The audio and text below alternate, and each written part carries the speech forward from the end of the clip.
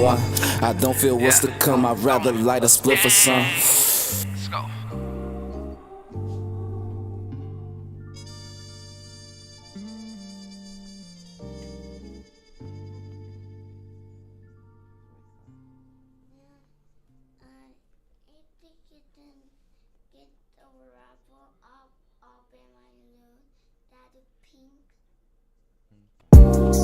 I'm still a one, still a one, still a one. I'm still a one, still the one, still the one.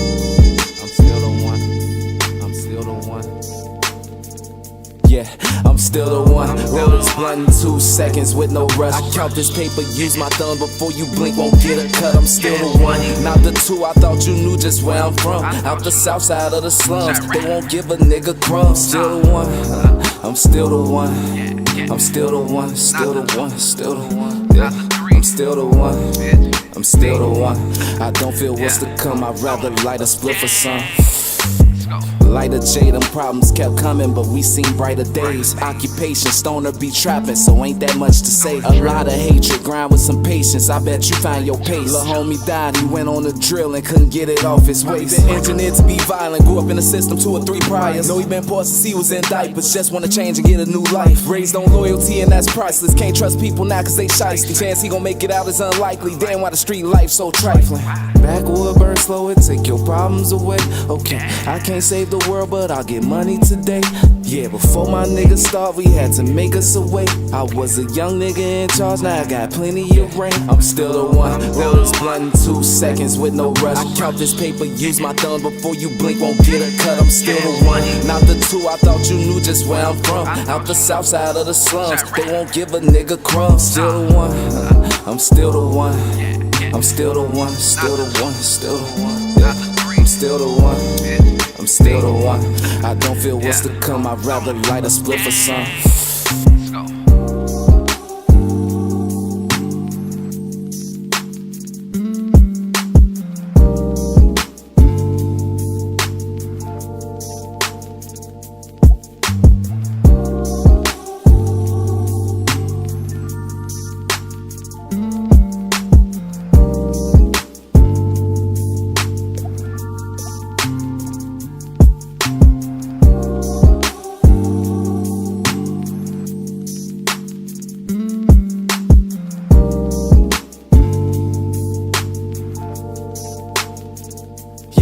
I'm still the one, roll this blunt in 2 seconds with no rush. I count this paper, use my thumb before you blink, won't get a cut. I'm still the one, not the two. I thought you knew just where I'm from. Out the south side of the slums, they won't give a nigga crumbs. Still the one, I'm still the one.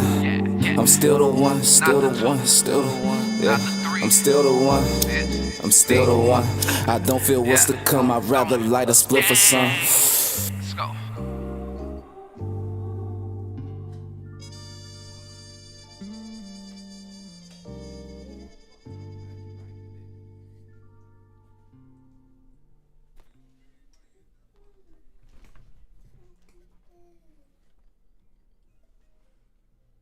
My bad, Brody. I was grabbing my coffee.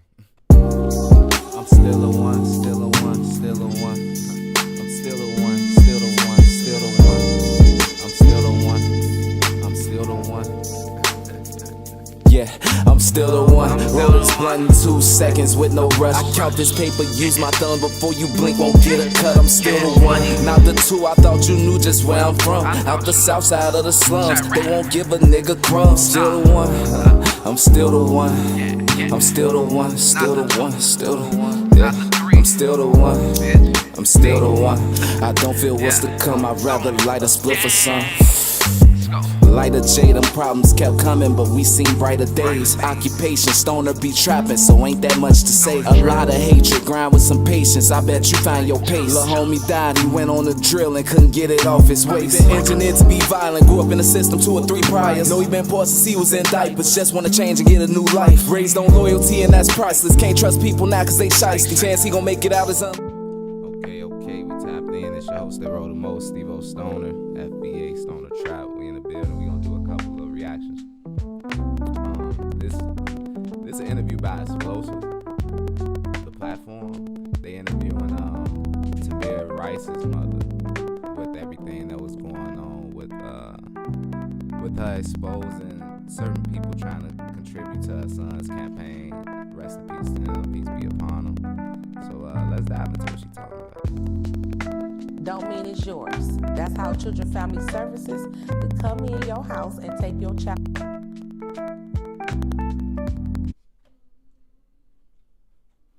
The drop of a dime. If you did not file and go to get legal custody of your child, that's anybody in America.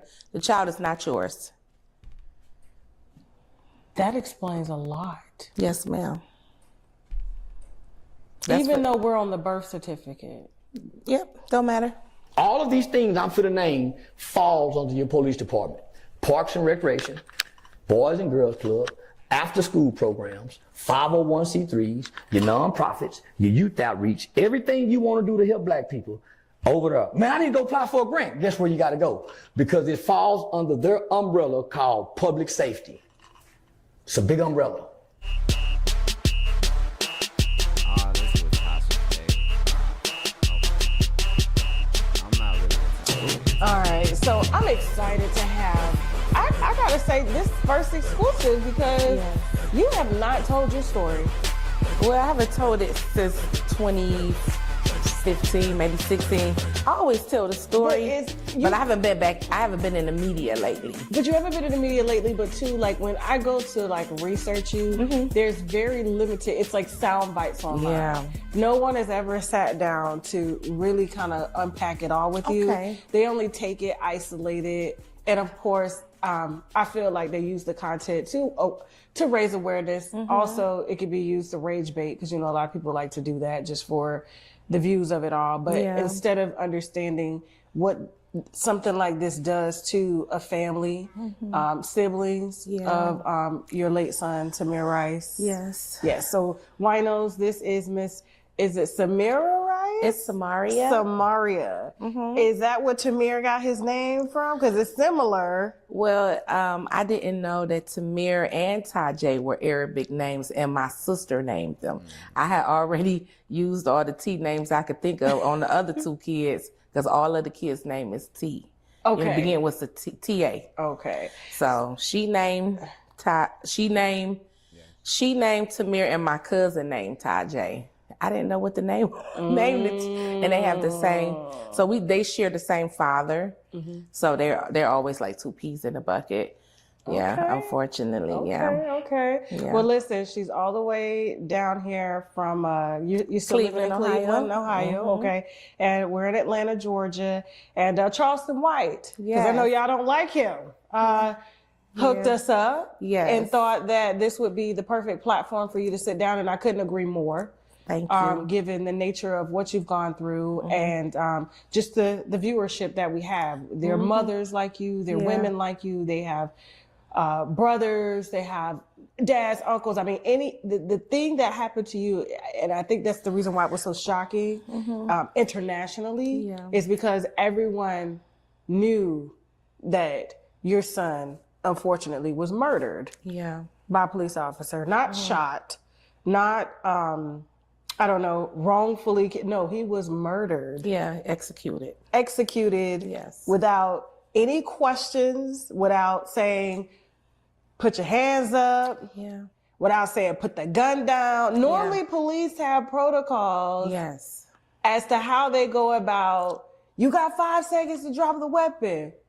Yeah. You drop the weapon. If you don't, then of course they have probable cause to execute. But this was an officer that previously had been fired from a police department for misconduct, breaking the rules, not following police protocol, was rehired by another police department, and this was Cleveland Police Department, where his dad was friends with our chief of police at the time. And that's how he probably slid through the cracks. He probably, I mean, we could say allegedly, but like it takes someone to know somebody. I got a friend right now. That. Yeah. Oh, absolutely. I got a friend right now that lives in Cleveland. Her husband's been a police officer for years, but he can't seem to get on the Cleveland Police Department, and he ain't got no murders or no bodies. It's not what you know, it's who you know in Cleveland. Yeah. Unfortunately. But executed, murdered, and over a play gun. Yeah, toy BB gun. And he was playing by himself. So it wasn't like he was a threat to anybody. For me, if I'm a police officer and I get a call, because there was a call made. It was multiple calls. There's multiple calls Yes, made. ma'am. There's a kid Playing with a toy gun from the guy that was sitting inside the gazebo. He was drinking a beer. So there's some things that the world don't know, that he was drinking a beer, sitting inside the gazebo. He said it's a juvenile and he think it's a fake gun or toy gun. And that was probably the second call, because I got from my attorneys that 2 women on the street had made calls about a man menacing in the neighborhood. I think that's what the call was. So I didn't even know it was multiple calls to 911 that day, till probably about 5 or 6 years ago. I didn't even know. and nobody was hurt.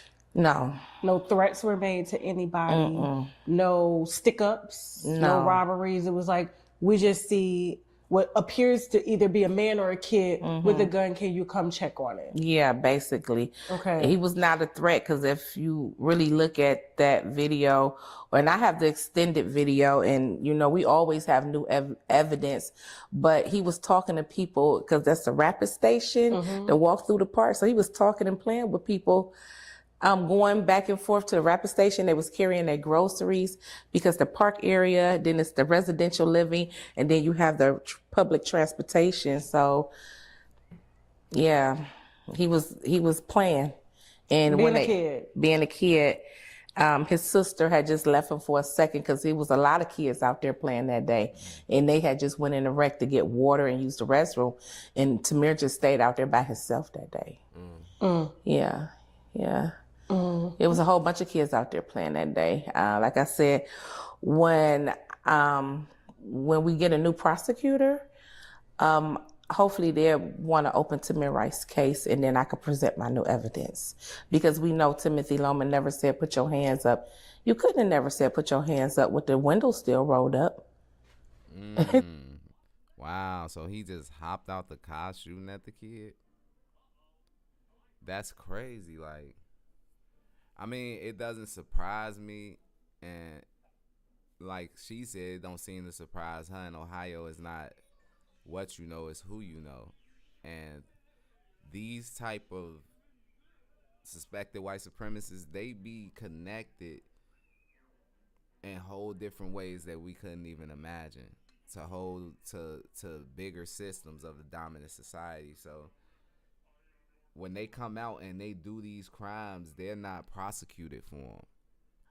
It's often swept under the rug, deflected in some way, and benign neglect starts. So it's disheartening to see Tamir Rice's mom go through this. And I just let it play for a while, because I wanted to learn a bit of the history that the mainstream media doesn't show us, because Tasha was right in the beginning of the video that they often show us little sound bites or little clips of these people. She hasn't had a forum where she sat down and gave her whole entire life story from the beginning to up to the point where we heard about the tragic demise of Tamir Rice. So the thing about it is, nowadays we have these platforms that have gotten bigger, right? So YouTube has more users, Facebook, Instagram, all of these platforms have more users.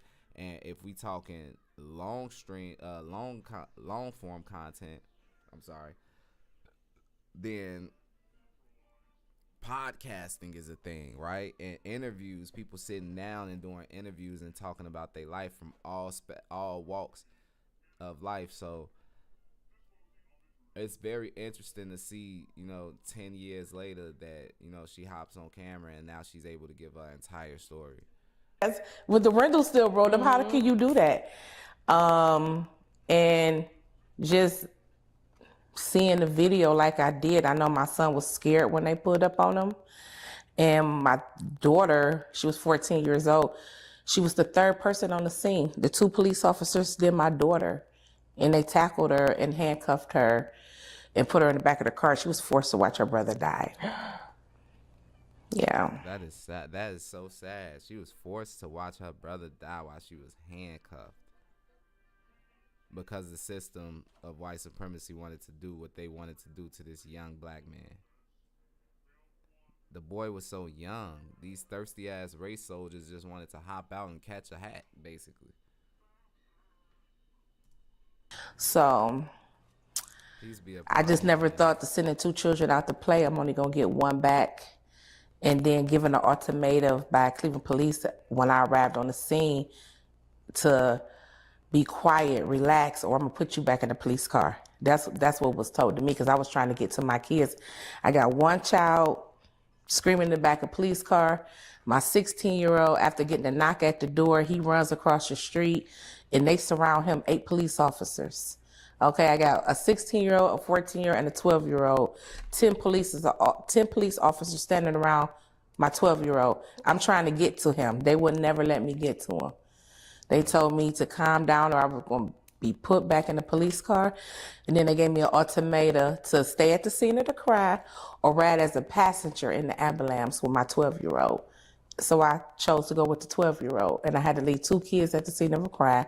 I never got a chance to touch him. They told me he was evidence. Wow. Evidence. Yes, ma'am. And they had already known it was a fake gun at the time. I mean, I don't know if they knew it was a fake gun or not, but I never got a chance a to toy touch. gun. Yeah. I have to put that out there. Yeah, a toy gun. Because they have fake guns that mimic real, but Yeah, there's it a was a- difference between a toy gun and a fake gun, because they use fake guns for movies and stuff. Mm-hmm. So That gun was actually purchased from Walmart from Tamir's friend. Actually asked him to hold that while he ran to McDonald's, which is not too far from where we was living at the time. And he was just holding it for him, playing with it, whatever. But I questioned the young man. I was like, "Where did you get this gun from?" He said his dad bought it from Walmart, and and I guess he removed the orange tip on it or something like that. He was telling me, but it wasn't Tamir's gun. It was a friend of his that he was holding. Unfortunately, we want to say toy gun because I don't want no toy gun. Yeah. excerpt. It's sad to think about it, because the thing is, it's easy to say that you shouldn't have you shouldn't buy those type of things for your children, right? But then it's another level of it where it's parallel, where other groups of children from other races, backgrounds, ethnicities get to do whatever it is that they please, as far as playing with these type of items or playing with these toys. But there's a different level when it comes to us, so it's a different perspective. So it's not looked at as if he's a child or he's given innocence.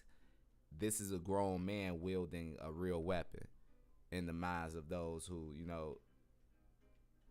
seek to always make us the criminal or the predator. You get me? So it's a narrative, an ongoing narrative.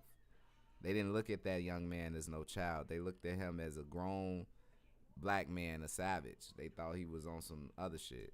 Being taken. No, absolutely, toy gun. A 12-year-old, because you know how they like to paint them hoodlums. They're running around here. No, this was a child that let's talk about Tamir's, like your I don't know, your birth of Tamir. Because you say you have 5 children. Yeah. Wow. What are their ages? So let me see, 30, 28, 27, 25, and 23. My gosh. Yeah. How old would Tamir be today if he were alive? He will be 23. Well, this year he's going to turn 24.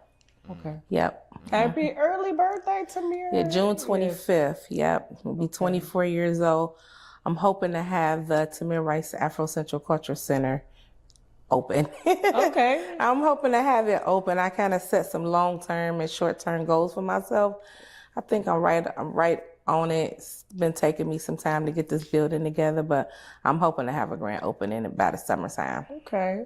Well, tell us about, first of all, you're upgraded 5 children. You busy. I'm super busy. I am super busy. Yeah. Well, I was. Okay. Now that the kids are Empty nest. grown. Yeah. Amen. Let me just say that. But having 2 kids in school at the time of Tamir's murder, it was not easy. I had to kind of suppress my feelings and be that rock that my kids needed and not show any weakness just for them to get out of school.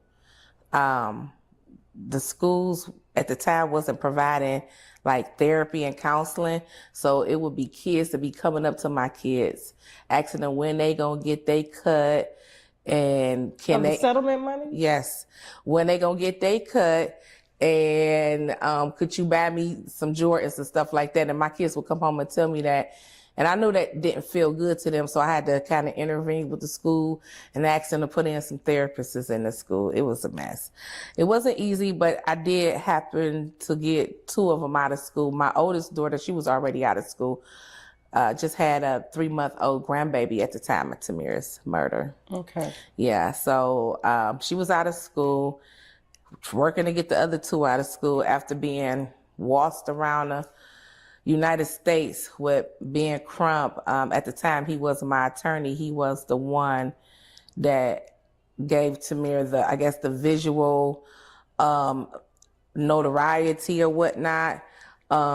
When I obtained him as my attorney at the time. So he made it globally, so we would know. Yeah, he made it globally. He did. He did that. But I did not continue to work with Ben Crump. I think we worked together for about 8 or 9 months. What happened with that? It just You tell me, these civil Ben- rights attorneys, I mean, it's just constructive criticism. Ben at the time, I just didn't feel that he knew what he was doing.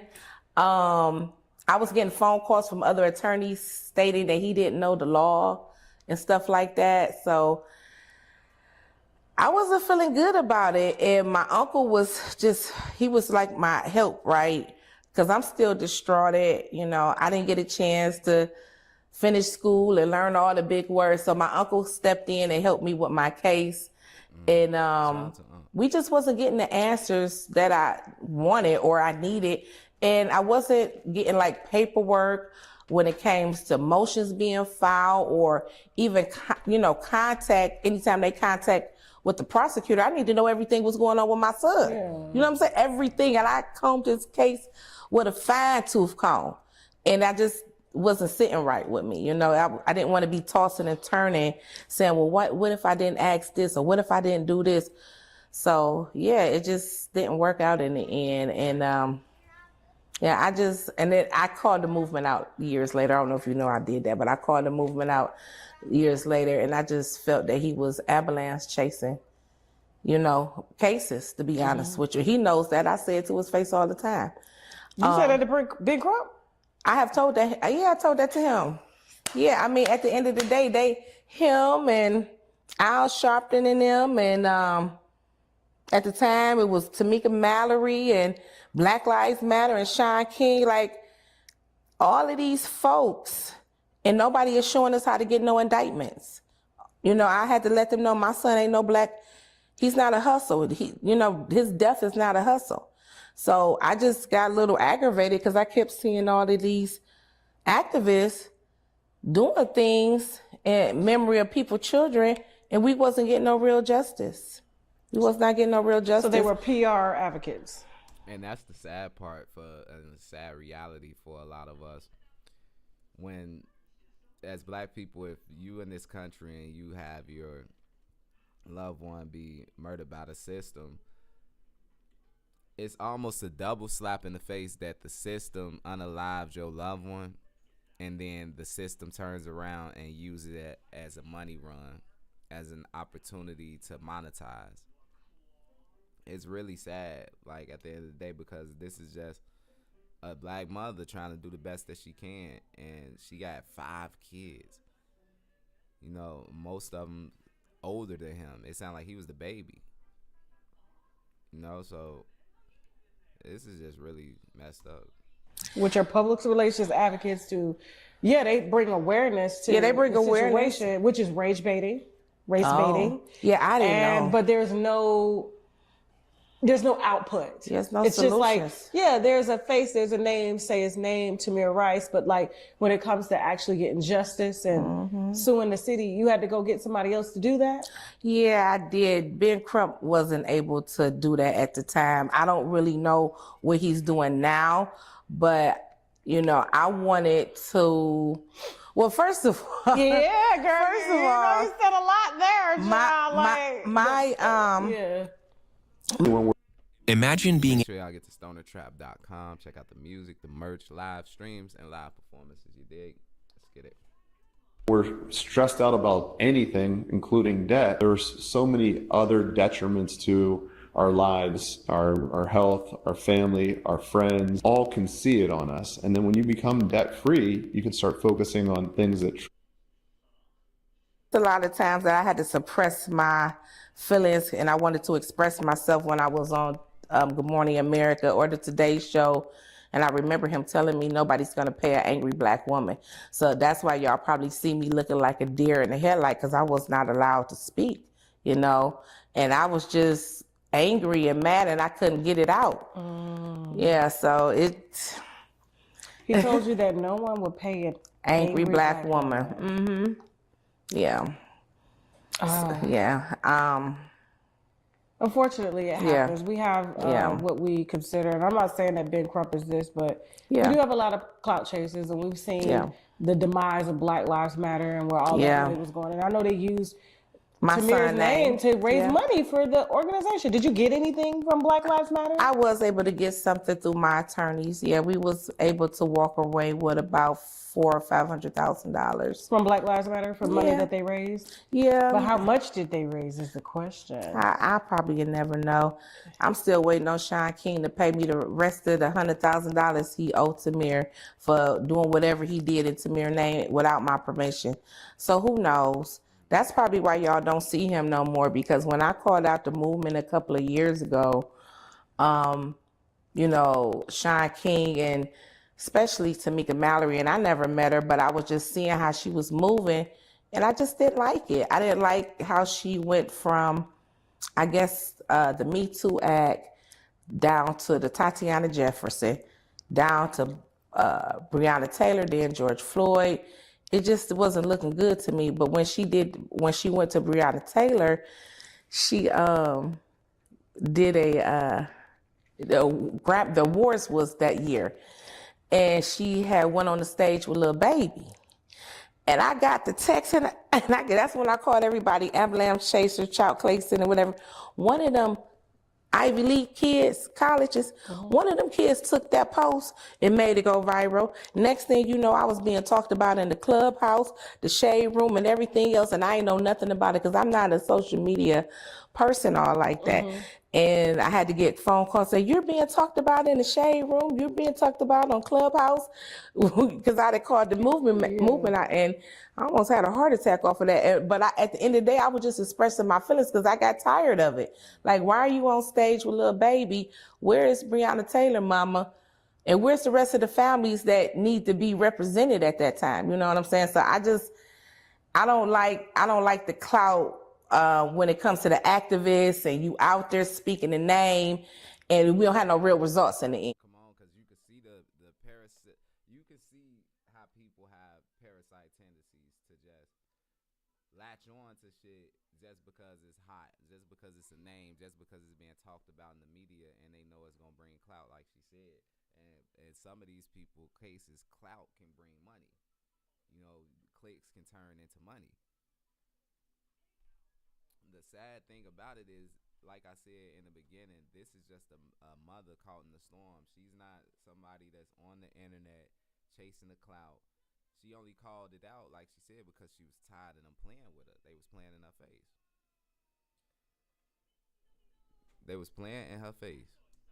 It's just for recognition, awareness. That's cool and all, but we need some indictments and we need some convictions. It's too many of us have lost our lives with no real accountability. And that's sickening. It's very hopeful for this country. Yeah, I'm going to tell you that now. It's very hopeful. I'm not for sure how George Floyd and Sia Macy was able to get convictions. Maybe because there was a video. I have a video and I don't have no conviction. And my son was a baby. So at the end of the day, I don't know what's going on up in them courthouses and what favoritisms is going on. I don't know, but the state of Ohio was crucial. That's what I'm gonna tell you. It's real crucial. I don't know if you know anything about the state of Ohio, but it's very crucial up You there. know, they got more babies hidden in basements that they don't know about than any other state in the world. When they had found them girls in the that had been living in the basement. Oh, the and Castro, not- yeah. Yeah, like, I could tell you a little bit about that Please, yeah. because Cleveland tendency to mind their business. The neighbors tendency to mind their business.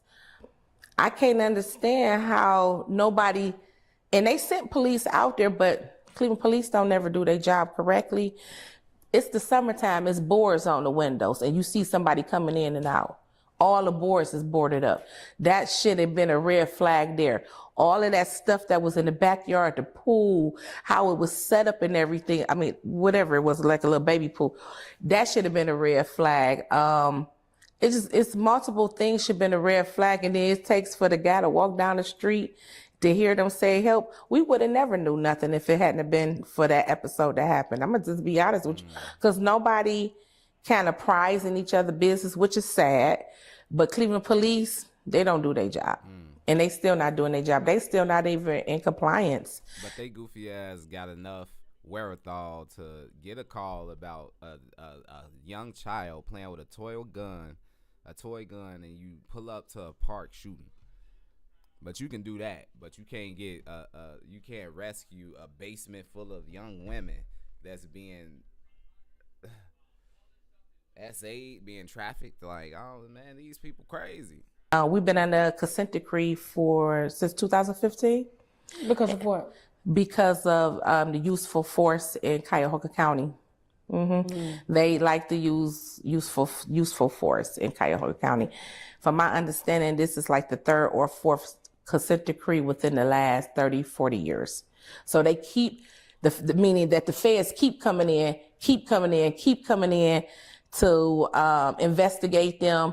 Somehow they kind of pass or whatever, and they come back out. But this is the first time we had a federal judge over our consent decree, and we are still not in compliance, which is, I don't understand how they're not in compliance with whatever they need to be in compliance with on that sheet. But can't they cut federal funding to the police department if they're not in compliance? Why do they keep funding them? I don't know. Ohio is a different type of state. I don't know. I will hope that they could cut the funding and put some professors in there to teach some of these police officers when it comes to the delicacy of the mind and how delicate it is. A lot of them need, most of the police officers need like a sociology degree or something like that, for they can understand when you approaching a human being, it's a certain way you're supposed to act. And that's what we missing. I believe this. She's right if you thinking on a moral stance that the police are supposed to do their job and protect and serve you.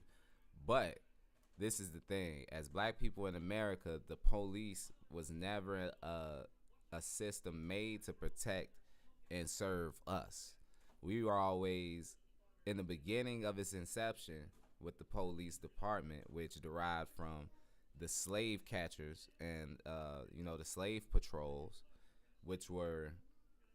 that was an organization put together to basically have a little military that would go and get slaves that escaped from a plantation. So say you was a slave on a plantation in Georgia and you made your way to escape and you made it to Ohio. These slave patrols would be out on the move to find you and bring you back to servitude in Georgia. So with that being said, with this being born out of that, you have to understand it was never made to protect and serve us. We were always made second-class citizens or looked at as property when that inception was born. So that transfers into today. 200 some odd years later, you still got police that's treating brothers and sisters from the black community like slaves. They pulling up gang banging. They're not here to protect and serve you. They're here to seek and destroy. We just being real. The same training they do when it's when kidnaps are involved and there's ransom, how they'll have somebody come in to emotionally stabilize the situation And de-escalate. and de-escalate. Yeah, So they seem to de-escalation de-escalate. should be their main thing, because when you do, like, I don't know if you travel a lot. I travel so much, but it's like the things that we hear about here in the States, you don't hear about that like in other countries. You don't see schools getting shot up. You don't see kids getting shot by police officers.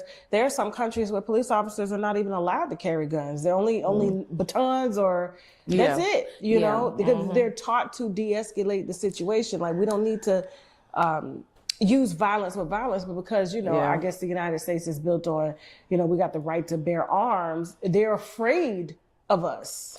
Yeah, it's a mess. I wish we didn't have no guns over here, but it's the fact that the system it's how the country was born. You comparing the U.S. to the white supremacy is global. Don't get me wrong. You know, Europeans went out and they colonized the world. You get me? So, but it's something different about this U.S. soil. The way that this country was made was off the backs, off the labor, off the sweat, blood, and tears of black people. And that was a racially motivated system. So with that being said, we're going to see a lot of racially motivated things go on today. And we're going to see us targeted in a lot of ways that other people aren't targeted today. Because that's what this country was born out of. It's never washed away its sins.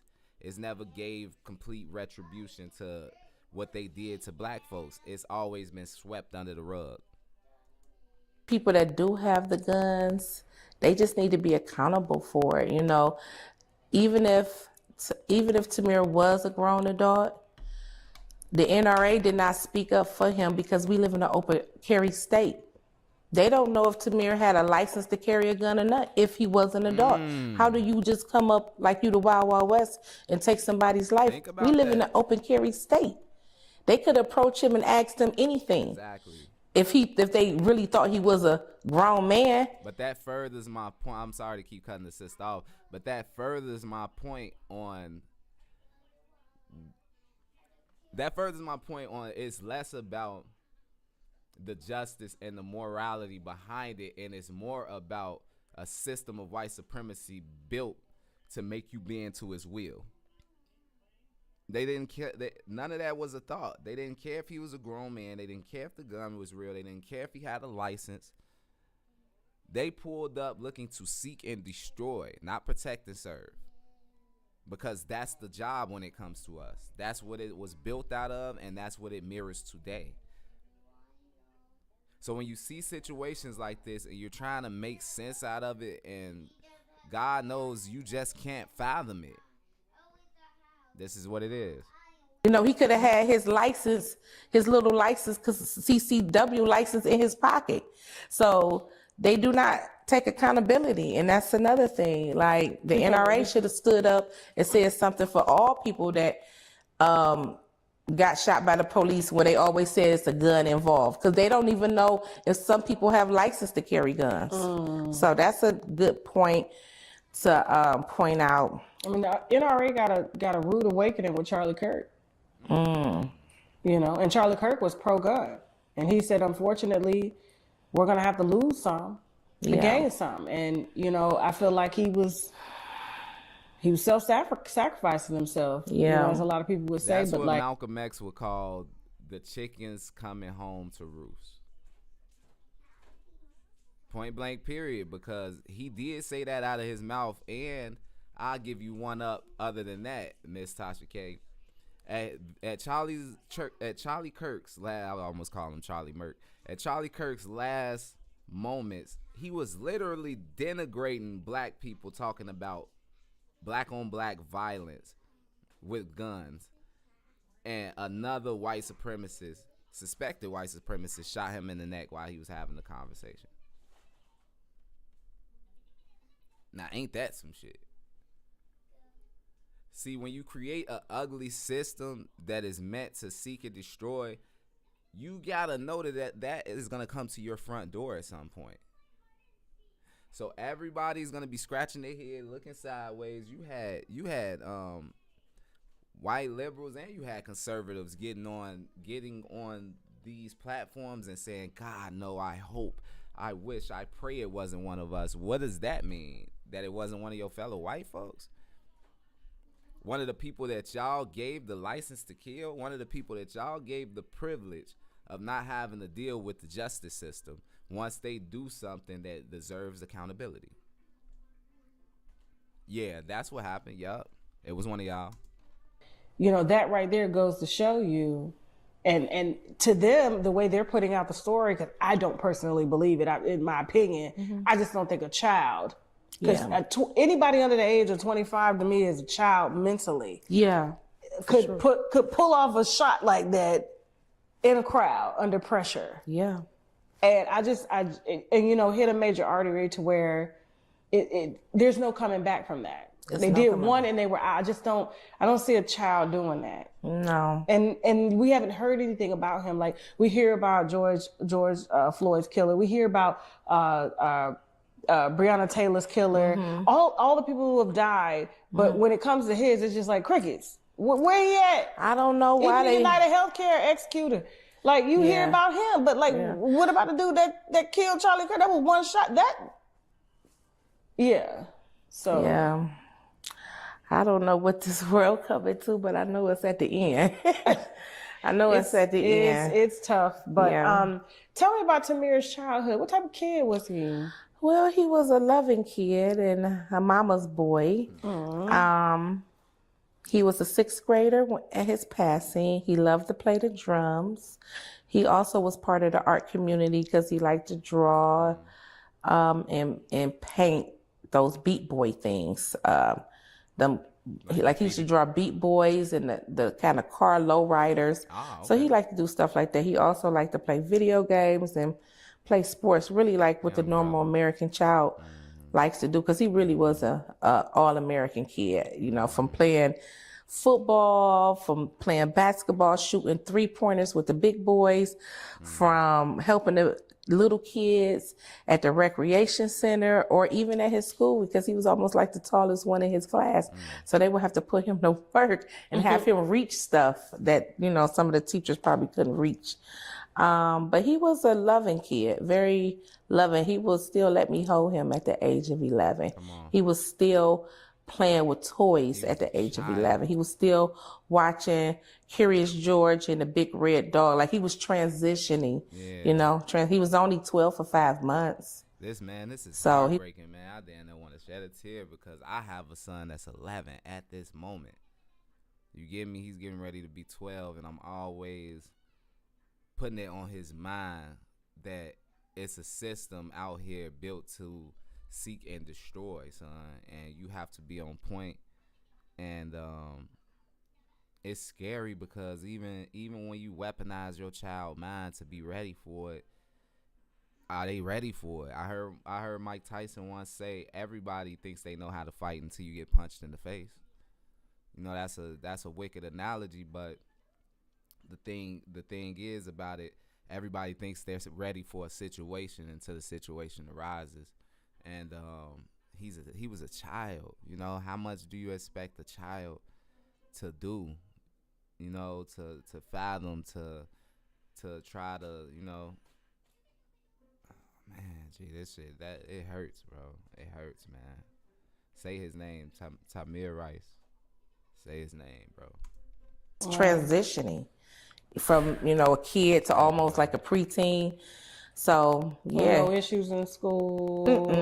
Never got in trouble. Oh, no, he never got suspended. Okay. He just had his normal. I think kids have their own behavior issues in school, but never suspended. Just very energetic. You had to put a program together for him, because if not, he will put a program together for you. But yeah, he was just an all-loving child, to be honest with you. Very loving, very affectionate. He suffered separation anxiety from me because I had such a horrible pregnancy with him. I was homeless in a shelter. just coming out of a domestic violence relationship with his dad. And that was probably one of my worst pregnancies. I cried for 6 months. I didn't gain no weight. Yeah, So so he felt all that stress in the womb. They oh yeah, do feel it. they feel it for sure. Yeah. So he had separation anxiety. He ended up crying when I had to take him to the daycare. Ended up having a hernia from crying so much. I felt so bad, but I had to go to work. I had to obtain housing and get a job so I could get all my kids back. And I ended up working my case plan with Children and Family Services very successfully. Ended up getting legal custody of my kids. Just because you have them don't mean they're yours. You have to get legal custody of them. Wow, I did not. that is insane. The system will take your kids that you birthed and then tell you that they not legally yours. They not yours. You gotta go legally obtain them back. This is I don't think y'all understand what this lady went through, man. She's conquered so much. This is a strong black woman that you see in front of you. And I don't use that title loosely. You dig? When I say strong black woman, I mean it, because our women and femininity, yeah, you're supposed to have traits of being strong, but you're supposed to be able to nurture, teach, be the doctor to the child. You're not supposed to have to put on your armor, go out there and kill the lion, bring it back, cut it up so everybody can eat. Like, that's not what you're supposed to be doing as the lady. But if you have to do it, you know, a lot of women won't take on that job. So that's what I mean by strong. Like, she did it. I don't think y'all understand her story as she's walking it down. Like, this is crazy. And they wanted me, yeah. So I tell you about it. And they wanted me to be a liaison for Children and Family Services, but I wasn't ready at the time, so I denied that one. So because you were homeless, you ended up losing custody of the kids. Yes. And then you had to get legal custody. You had to establish legal Yes, ma'am. paternity of your Yes, in America, if you have a child in America, don't mean it's yours. That's how Children and Family Services could come in your house and take your child at a drop of a dime. If you did not file and go to court and get legal custody of your child, that's anybody in America. The child is not yours. That explains a lot. Yes, ma'am. Even though we're on the birth certificate. Yep, don't matter. It don't matter. You So have you're to. telling me right now, for any reason, because, you know, CPS gets called and they want to decide, they want to, the child is their property. If you don't have legal custody, if you never went to court to file the motion for legal custody, it's not your child. They're coming to take it just like that. I'm going to go file legal custody of my children, right? The hell nah. This is information that I didn't know. I mean, this is things that you know, but it's like subtleties, right? It's not written on paper. They don't write this on the birth certificate like, by the way, this child ain't yours unless you file for legal custody. They don't. That's not something that people are privy to. That's crazy. So you have to file for legal custody in America for your child if you don't want Children and Family Services to come in and just take them right away. Now, don't get me wrong. Some of these children might need to be taken because of the circumstances with their parents, their mom or dad, especially if they're not living in a house that don't have anything, and knowing the mom get all of this or the dad get all of this and they still not taking care of the child. Okay, I see that. I'm not never praising that someone, that anybody take anybody kid, Right. number one. But in some circumstances, if the child is being neglected and abused to a certain extent, please come in and help. But for people like myself and others that go through hardships, Children's Family Services don't really help nobody. They didn't help me. The only thing they was able to do for me is show me what a shelter was. Yeah, and maybe write a referral for me to go. Maybe gave me some bus tickets, and that's about it. I had to work my own case plan, which was domestic violence parenting class.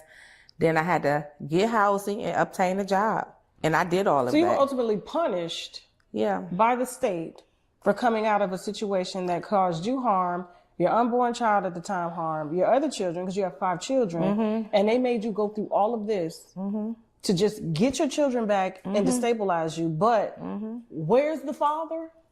I gotta say, you were the only one. It's crazy, G. I ain't even gonna lie. Oof. Man, oh man. I'm gonna skip past that other joint. Has been able to get a form. Has been able to blackmail Brashear. Y'all get over to stonertrap.com. Check out the music, merch, live streams, and live performances. Let's go. They're terrible. They're terrible. It's like Yeah. you go from one enemy to another. As far as Tamir's dad, Yeah. has he been a part of Tamir's life? No, we don't really talk about him as much.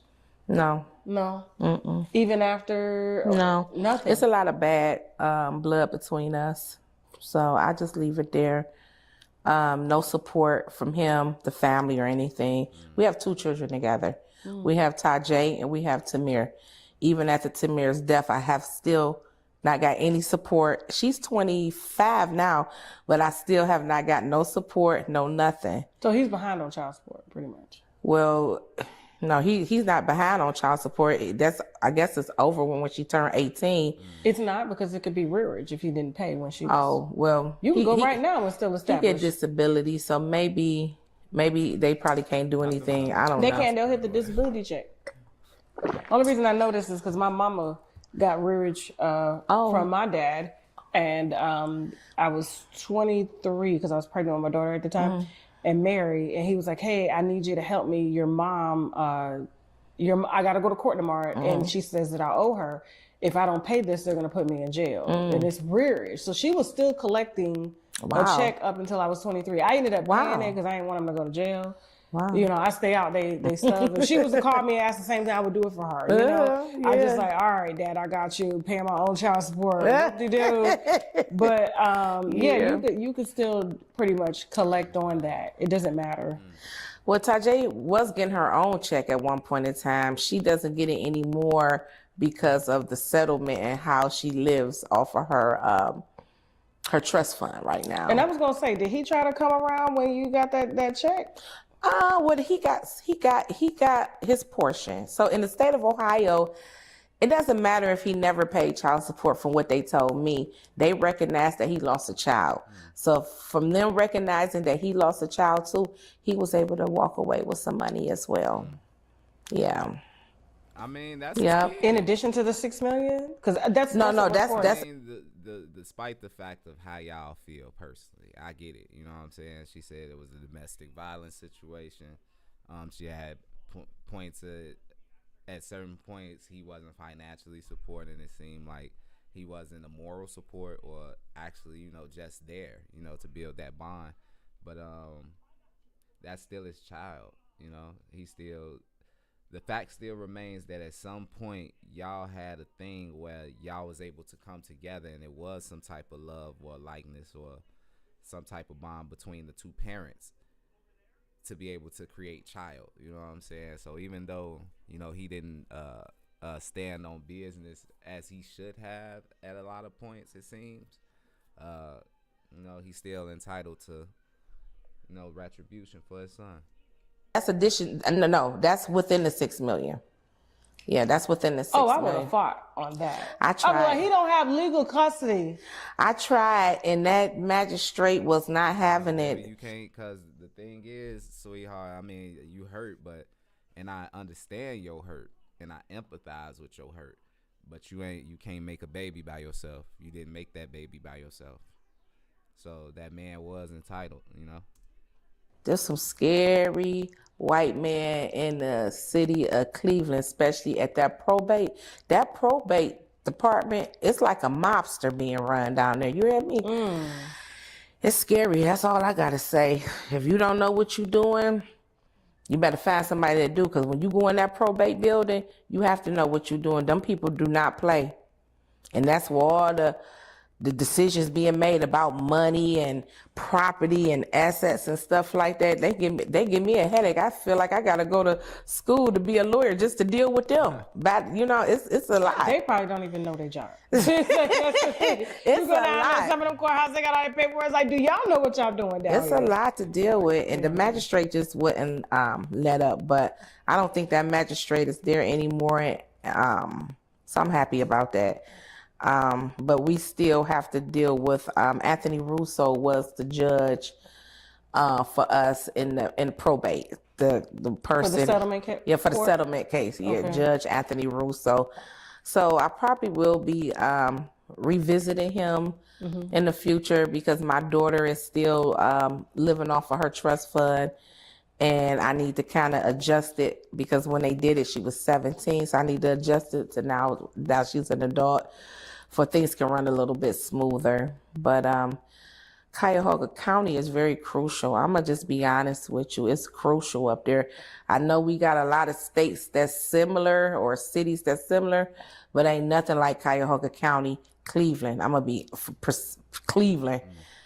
So, it's the trenches, man. It's like cutthroat. I heard somebody say that the other day. It's like cutthroat in Cleveland, for sure. Cutthroat.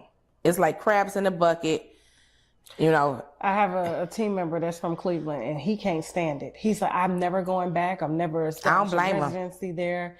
I can't do it. He said, and you could tell like he was raised with some type of trauma, not from his family, but from living in Cleveland. I'm a black man. Are they finna come get me? And yeah, I'm like, it's scary. dude, you safe, man. We in corporate America. What is you doing? But he still, you could tell by the way he was programmed. No, you don't know these police. You don't know these In Cleveland, people. they real rough and they're real rough and Man, well, how can I say to you? I'm You gonna have to do my homework on the police in Cleveland. It seems like they out there gangbanging. But yeah, I want to dive more into this stream. But I know at some point, I believe Charleston White comes on, and yeah, I don't want none of that. So yeah, we gonna dive off of this right now, but we'll be back soon. Appreciate y'all. Make sure y'all like, comment, subscribe. Love, peace.